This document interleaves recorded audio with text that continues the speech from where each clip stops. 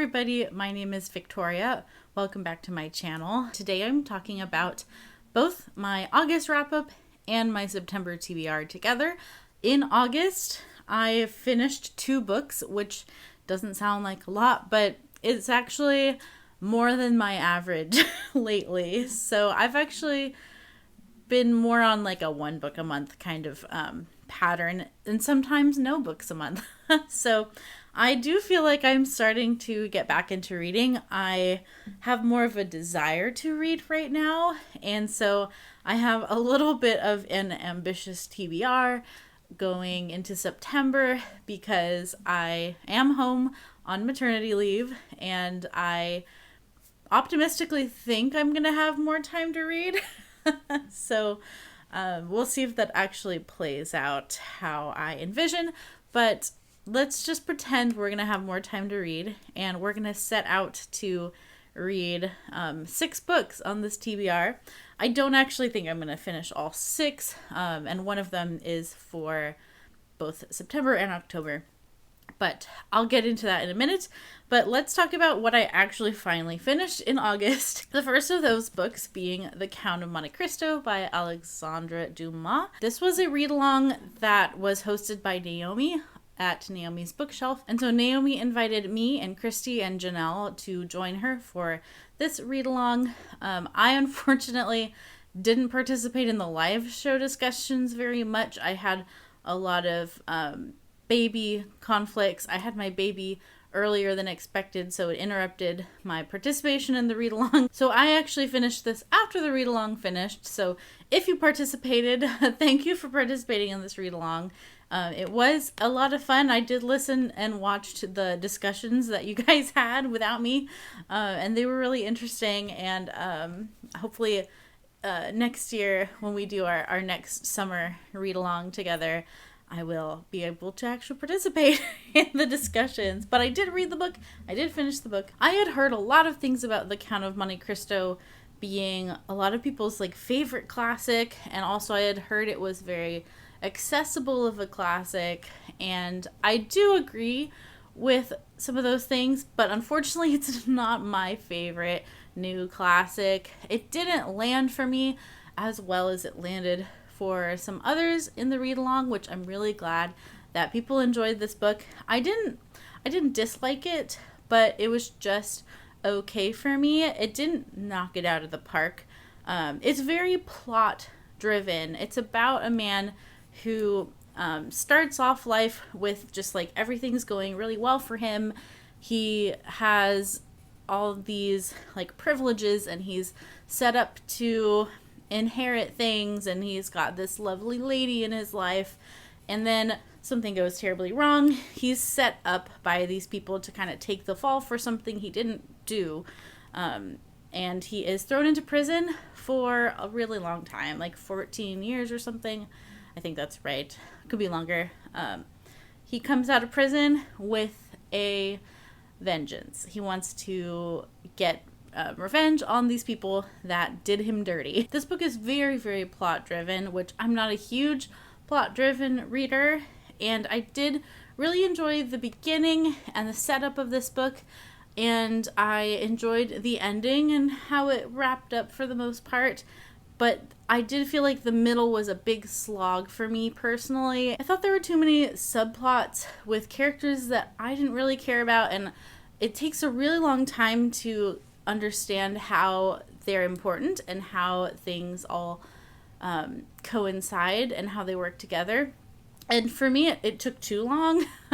And I just didn't care about a lot of the little subplots that were happening in the middle of this book. Another problem I had with this book was I didn't really feel like The Count of Monte Cristo had a great character arc in the end. I didn't feel like he really learned from his experiences, or at least it wasn't like enough learning that was significant enough for me.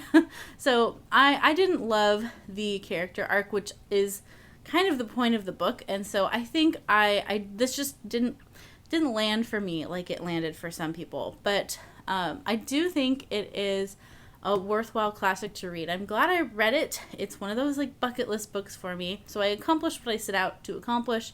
It's just maybe me and Alexandre Dumas are not going to be BFFs. I do have the Three Musketeers. I do want to try that someday, but I've heard even like less good things about that one. So I don't know. I have low expectations going into that one when I do go into it. But this being his kind of like work that he's most known for, and the fact that I didn't love it, it was just kind of okay for me, tells me that maybe I won't like other things that he wrote that are kind of lesser on the totem pole, but we'll see. And, you know, at this point, I don't have any plans to reread this. It's kind of a one and done for me. I'm going to give it 3 stars, and I'm glad I read it. It was enjoyable for large parts, but not enjoyable for even larger parts, like the whole middle section. So unfortunately, I'm going to probably not revisit this one, but I do not regret reading it. And then the second and last book that I finished in the month of August was Keeper of the Night, or The Keeper of Night. I cannot say this title right, you guys. I keep saying Keeper of the Night, and that's not correct. The Keeper of Night. That's correct. By Kylie Lee Baker. This was a new YA fantasy that came out last year, and the second book in this duology is actually going to come out in October. So I didn't even realize that it was coming out in October when I decided to read it.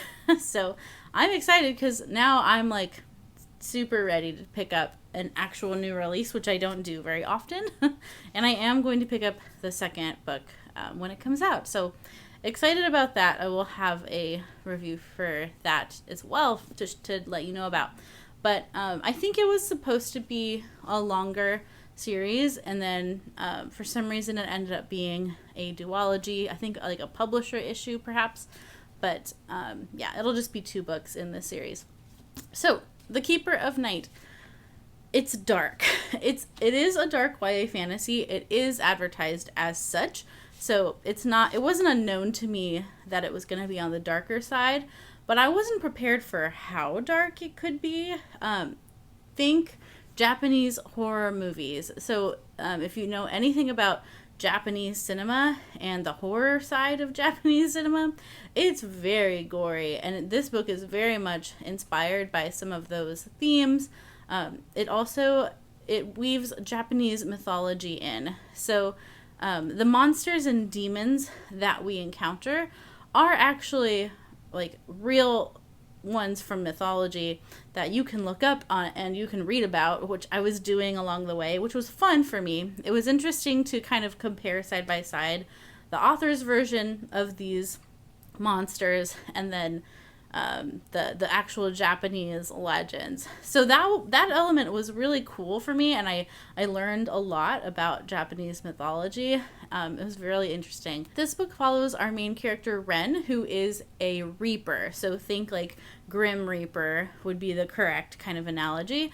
And she lives in England, but she's half Japanese and half British. She does not know her mother. She lives with her father. Her father's very cold and they don't embrace her. The other Reapers don't embrace her because of her mixed race. I guess it's rare in this society to have a mixed race person. At least that was the assumption. I wish we had more background on that, because it was kind of hard to suspend the disbelief on like really there's no other mixed race people in England at this time. It was weird. I didn't quite understand why she was so discriminated against, but that's really the premise you have to believe in order to like get on board with the book. So I wish there was more background on that, and maybe there will be in the second book. I don't know.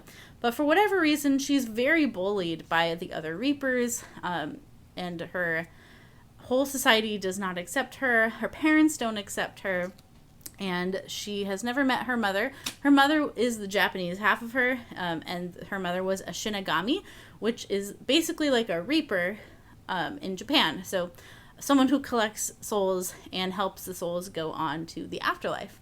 So we open the book with her in England, but we do not stay in England for very long. And she and her brother go to Yomi, which is the Japanese underworld. And she's looking to visit the goddess of the underworld so that she can see if she can get some help to find her mother. So along the way, they meet Hiro, who is a kind of mysterious stranger who is a little bit sketchy, but he's helping them along the way. And it's the three of them on this kind of quest. It does feel very quest-like at a certain point of the book. I really enjoyed this book. It was a good time. The world and the setting was different and interesting to me. I do kind of wish we had more world building, but I think it would have made this book a lot longer.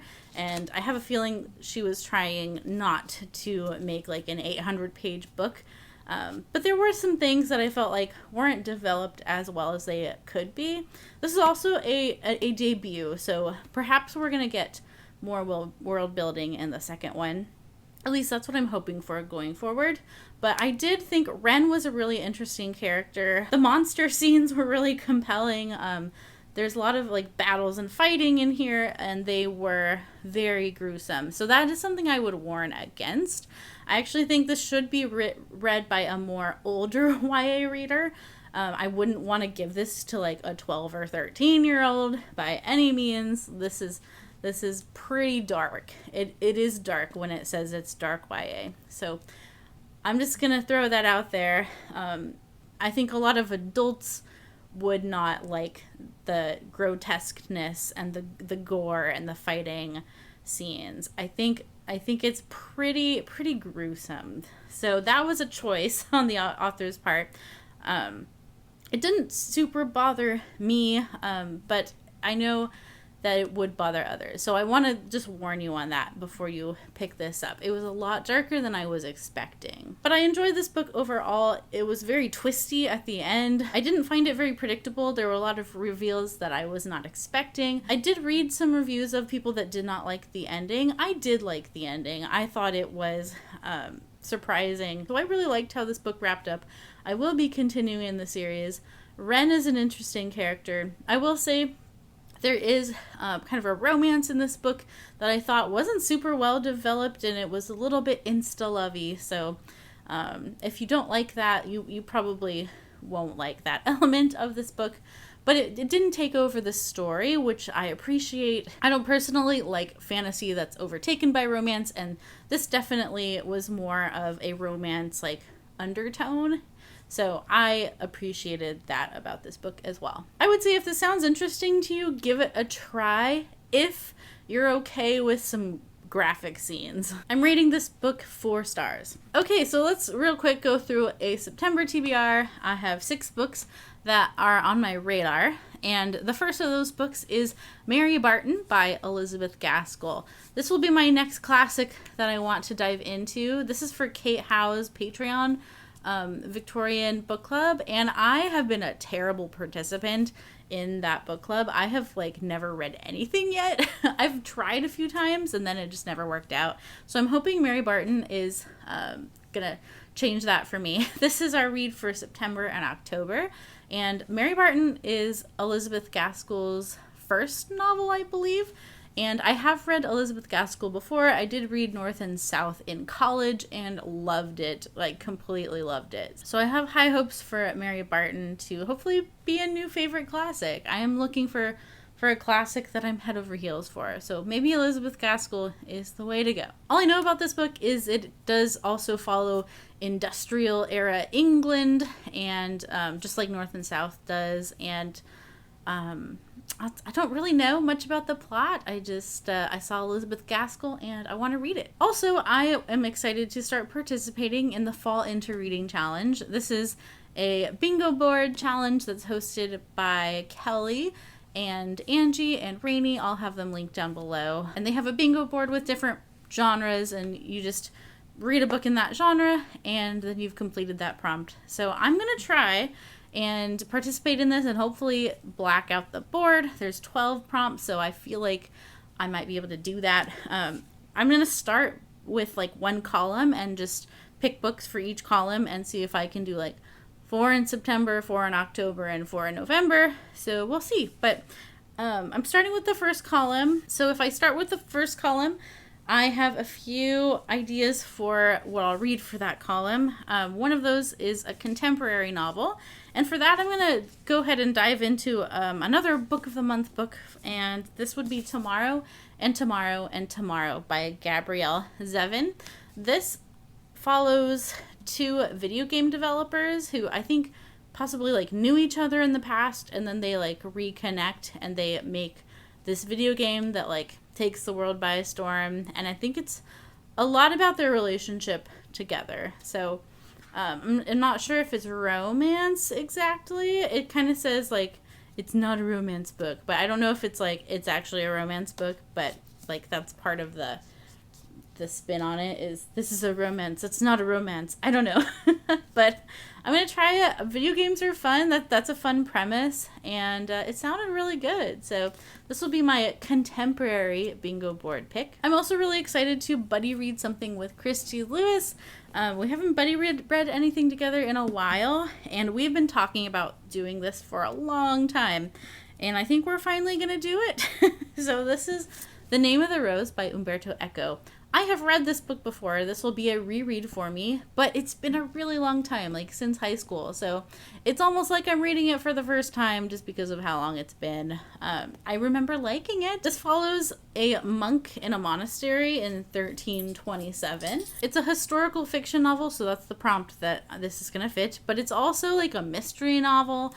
It has a bit of a blend of genres, I would say. It has a lot of like puzzles, and there's a lot of references to other works, other ancient works, and I remember it being just really interesting at the time because I was learning about all these like allusions to other things, and I remember thinking that was pretty cool in high school. So we'll see how I feel about it now, but I've been wanting to reread this for so many years, and Christy wanted to read it with me, so yay, I'm excited to get back into this novel. I will also have an audiobook, I think, for this one to help me along.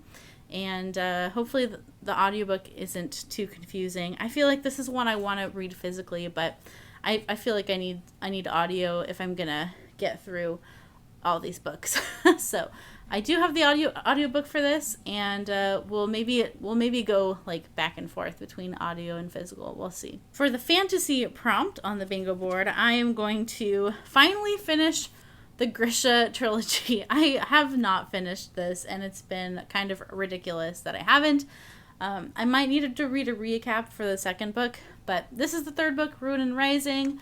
I want to just finish off this trilogy. I was really enjoying it, and I don't know why this just kept getting pushed back, but I do want to prioritize this in September and finally finish it. I have also been enjoying the Grishaverse TV show, and I know they're gonna start hopefully releasing some more of those. I'm not actually sure when, but I want to finish this trilogy before I continue with the TV show. So hopefully this will get read in September. There's also a prompt of, what's the prompt? Now I'm forgetting.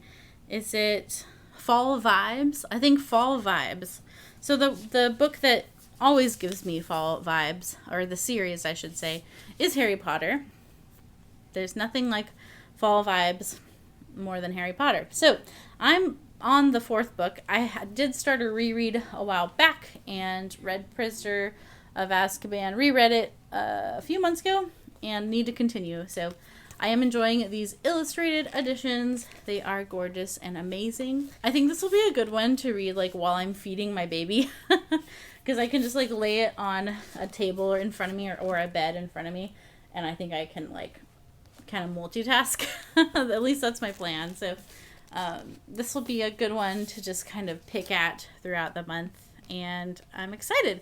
Goblet of Fire is one that I don't think it's not one of my favorites, I think, but it's been a long time, and I haven't seen the movie as much of this one. I feel like I've seen the first 3 movies a lot more.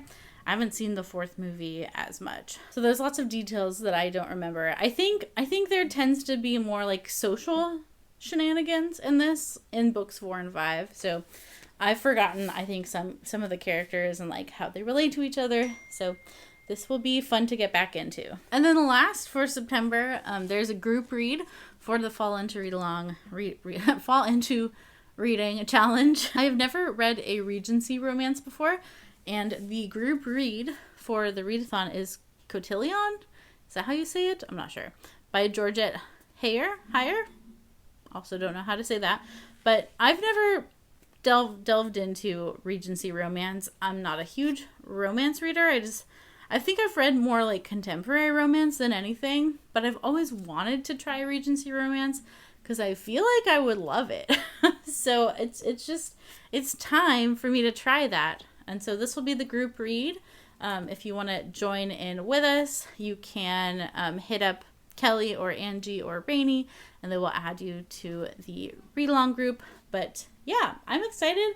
I'm hoping just for like a fun, relaxing time. So don't know really anything about this or about the author, but I know the author has a lot of other Regency romances. So if I like this one, maybe I will have a new favorite romance author. We'll see, but it looks like fun. Just the cover looks like fun too. And it's so like pink and feminine. I love it. So I'm excited. And that is it for me. Those are all the books that I'm planning to read in September and what I read in August. I hear my little buddy, he's starting to squirm, so I better go. But thank you for watching this video today.